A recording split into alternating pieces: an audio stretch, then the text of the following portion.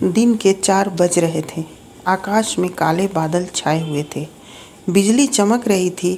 खिड़की के पास बैठी सपना अपने जीवन के सुनहरे अतीत में खोई हुई थी। क्या वह दिन थे जब मैं पढ़ने के लिए बुआ जी के घर आगरा गई थी। फूफा जी आगरा में बिजली विभाग में ऑफिसर थे।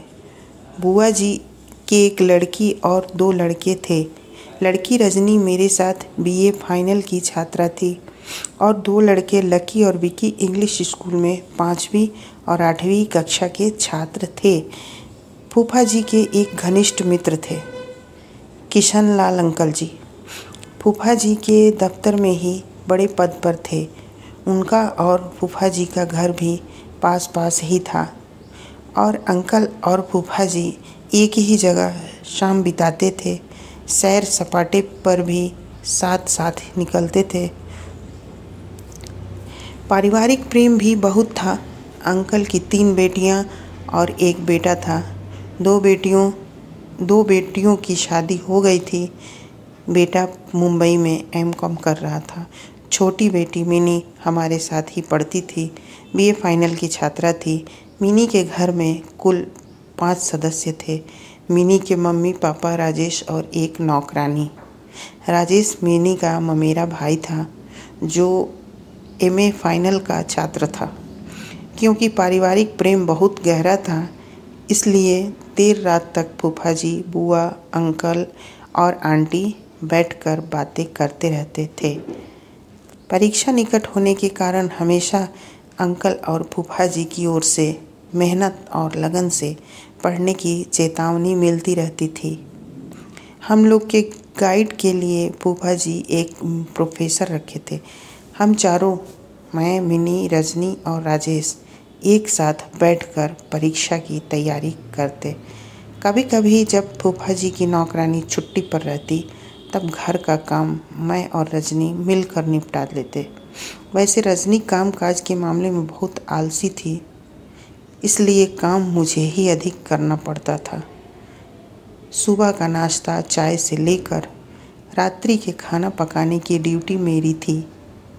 साथ में लकी विकी का होमवर्क पूरा करवाना, मेहमानों की खातिरदारी, दूध वाले का हिसाब, बच्चों की फीस जमा करने की जिम्मेदारी भी मेरी ही थी।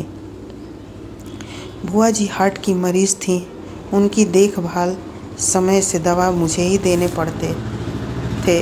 रजनी झाड़ू पोछा करती, बिस्तर ठीक करती और कपड़े धोती।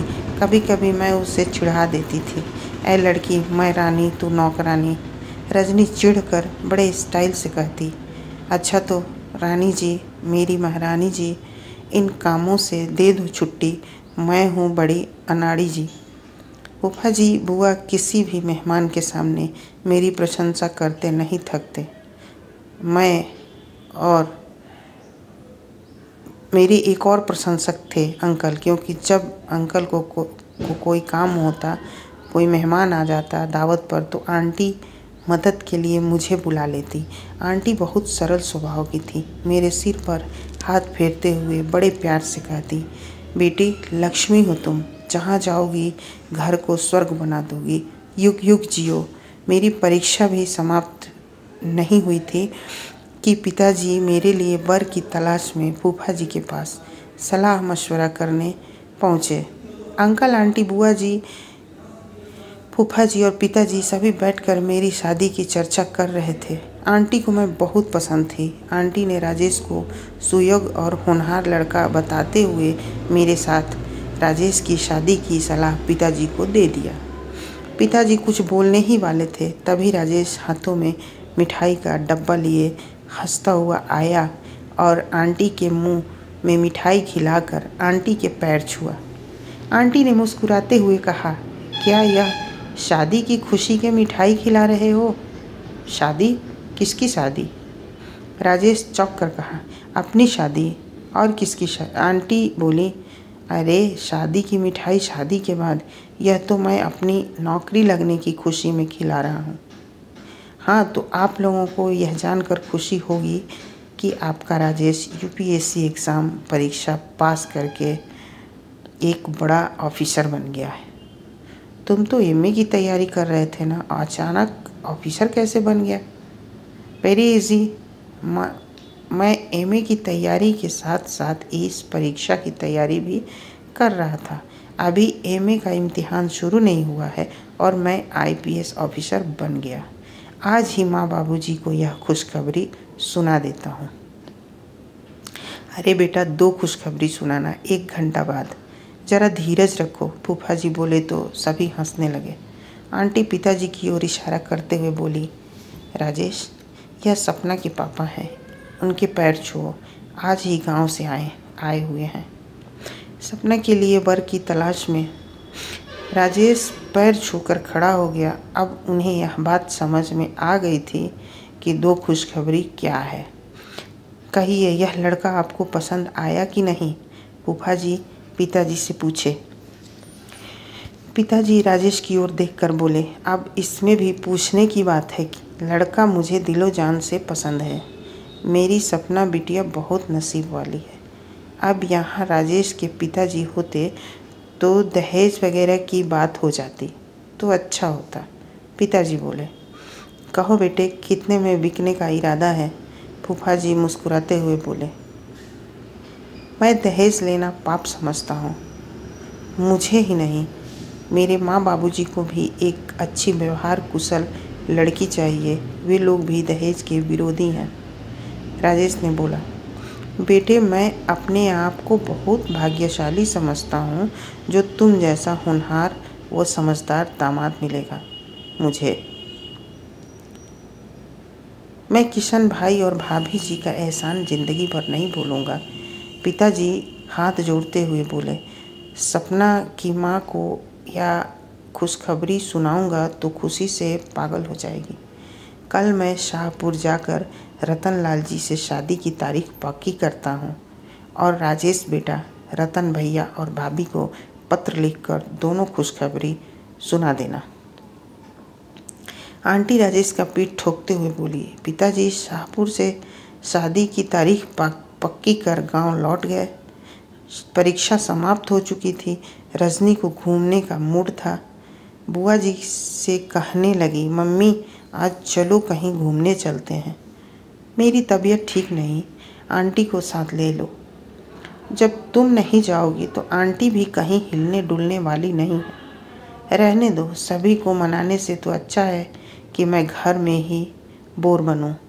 मुंह लटकाकर रजनी अपने कमरे में चली गई। फूफा जी सारी बातें सुन रहे थे। रजनी को बुलाकर उन्होंने कहा, बेटे कहाँ घूमने जाना चाहती हो? जी पापा, कहीं भी। आज संडे है इसलिए कहीं भी घूमने जाना चाहती हूँ।